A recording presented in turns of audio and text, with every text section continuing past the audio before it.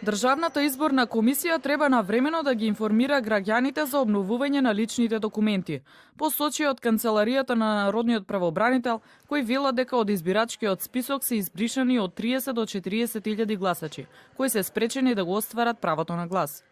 Причината за тоа сметаа дека е до слабата информираност како и издавањето на лични карти пред избори.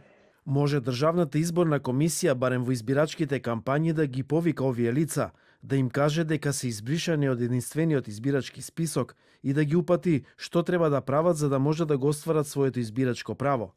Околу половина од оние кои не се најдоа на списокот на референдумот се затворениците. Од Канцеларијата на омбудсманот оценуваа дека постапката за нив е посложена.